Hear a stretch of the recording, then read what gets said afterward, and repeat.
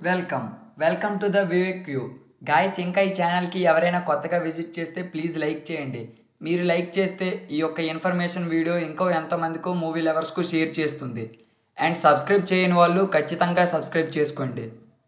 మొత్తానికి అయితే national అవార్డ్స్ని Filmfare అయితే అనౌన్స్ చేసింది. మనకి బెస్ట్ యాక్టర్ అవార్డు అయితే మనకి కాంతారా ఫేమ్ ఉంది కదా, రిషబ్ శెట్టి గారు అందులో హీరో, ఈయనకైతే బెస్ట్ యాక్టర్ అవార్డు అయితే ఇచ్చింది. ఇంకా ఈ కాంతారా మూవీ గురించి మనం స్పెషల్గా చెప్పుకోక్కర్లేదు. రిలీజ్ అయ్యేటప్పుడు చిన్న అంచనాలతో రిలీజ్ అయ్యింది, చిన్న బడ్జెట్తో. బట్ బ్లాక్ బస్టర్ హిట్గా ఎన్నో కలెక్షన్లు కొల్లగొట్టింది. పార్ట్ 2 ఎప్పుడు వస్తుందో లిటరల్లీ ఫ్యాన్స్ అయితే ఫుల్ వెయిటింగ్లో ఉన్నారు.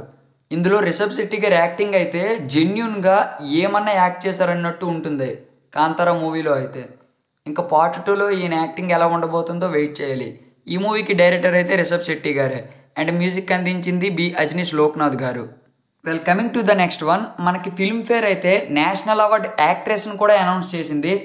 మనకి నేషనల్ అవార్డ్ యాక్ట్రెస్ ఇంకెవరో కాదు, మనకి తిరు చిత్రాంబలం మూవీ ఉంది కదా, అందులో నిత్య మేనన్ గారి పర్ఫార్మెన్స్కి అయితే నేషనల్ అవార్డ్ యాక్ట్రెస్గా అయితే అనౌన్స్ చేసింది.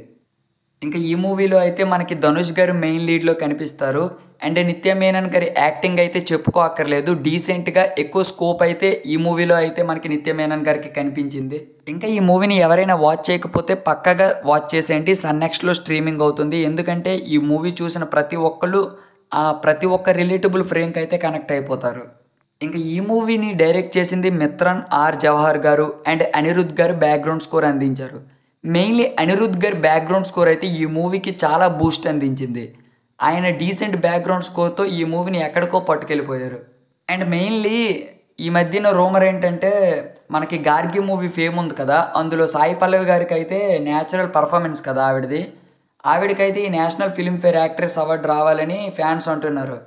బట్ సాయి పల్లవి గారికి ఫిల్మ్ఫేర్ అవార్డు వస్తే బెస్టా లేదంటే నిత్య మేనన్ గారికి వస్తే బెస్టా, డ్యామ్ షూర్గా కామెంట్ పెట్టేయండి. అంటే మనం పర్ఫార్మెన్స్ వైజ్గా మాట్లాడుకుంటే ఒకవేళ that's all. That's the crazy update on Filmfare awards. ఇంకా మన ఛానల్ని ఎవరైనా సబ్స్క్రైబ్ చేయకపోతే డ్యామ్ షూర్గా సబ్స్క్రైబ్ చేసేయండి.